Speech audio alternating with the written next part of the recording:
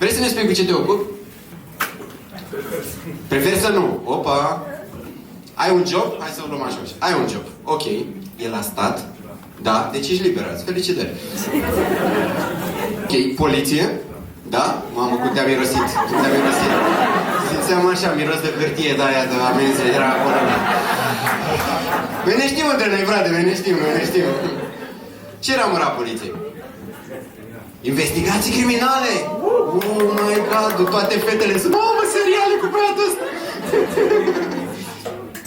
Bun, de cât timp lucrezi la investigații criminale? De 7 ani, oh, o să ieși la pensie, felicitări. Prietenii tăi tot în poliție? Nu? Voi infractori? Da. Așa se fac pilele, frate, așa se fac pilele. Ok. Tu cu ce te ocupi? Șomer. Vezi că se poate? Ok, de cât timp ești șomer? Din 2012.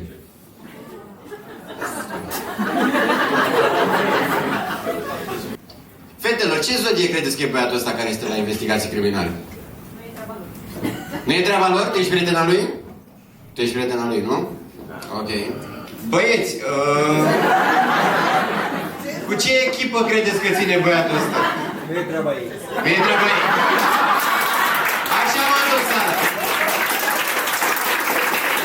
Ia și investigează băiatul ăla. Ia și investigează băiatul ăla, că ceva știe. Ești ofițer? Nu? Agent? E ok, primim de toate, e ok. Ai făcut școala de agenți în Câmpina? Da? Și am fost la Câmpina, e ok. Dar că eu mi-am dat demisia. Înțeles. Apreciez, am plătit, e ok.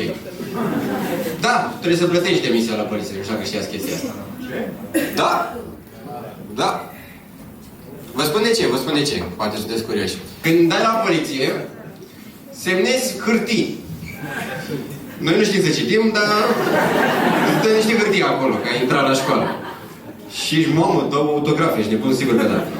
Și una de hârtiile alea scrie în felul următor. Pentru că tu ai intrat în poliție, tu te angajezi ca persoană fizică să lucrezi minimum 10 ani în sistem. Da. Pentru că statul investește în tine ca tu să vorbești bine ca polițist.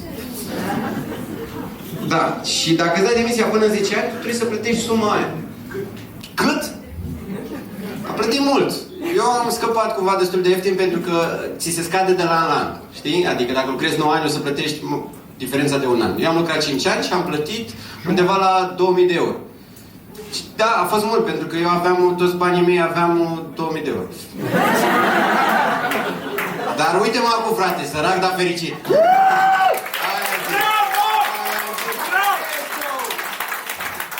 Cine mai este pentru prima dată la Open Mic? Știu că am mai întrebat la început, dar până aplauze. Cine este pentru prima dată la Open Mic? Ok. Prima dată la Open Mic. Ați mai fost la stand-up? Niciodată la stand-up. Ăsta e primul stand-up pe care îl vezi tu. Îmi pare rău. Nu m-am pregătit așa bine. Dar o să fie mai bine. Promit. Cum ați aflat de noi? Ați văzut gratis și a zis? Da. Știai? Nu mă știe. De la un băiat chel? Am eu un fost coleg, vorbește engleza, vă stai un pic, ia-mă ușor. Am eu un fost coleg. Chel. Mihai. Mă știi de la el? Mă știi de la... Eu nu-s prieten cu Bendeac, dar apreciez unde te gândești. Ok, Mihai și Chel. Ah, știu! Fost polițist, nu-i așa? Bă, tovarășii mei, coi, tovarășii mei. Ok, tu cu ce te ocupi?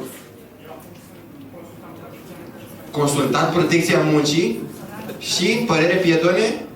E fake sau e pe bune? E adevărat? Ăsta e guru vostru? Adică pietone vă dă cursuri de cum să folosești termostatul ăla? La care mâncarea COVID sau nu? Ok. Și ce faci mai exact la muncă?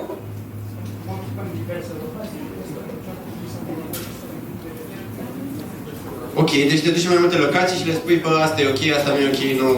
Ok, cum ți se pare la fund? E tot în regulă?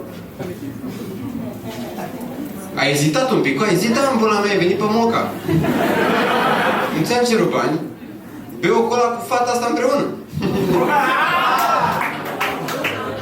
Sunteți împreună? Îmi cer scuze. El are bani, să știi, are foarte mulți bani. Și știu de la Mihai care dita mai penisul. Mi-a zis Mihai, ba un prieten cu penisul mare o să vină la tine la open mic. Să te pregătești, mi-a zis. Și mi-am luat chiloții buni.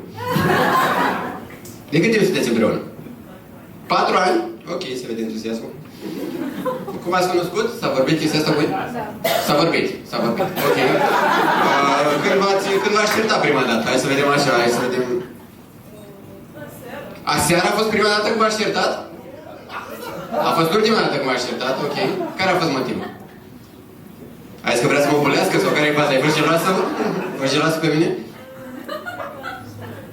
N-a dus cu noi. Păi stai un pic, la certat aseară, nu trebuia altă dimineață? Adică cum funcționează? Aseară trebuia? Fetelor, seara trebuie să aruncăm cu noi? Imediat! Îmi place că nimeni n-a zis că nu trebuie să nu-l aruncăm noi, știi? Toate erau doar când. Dar voi l-aruncați.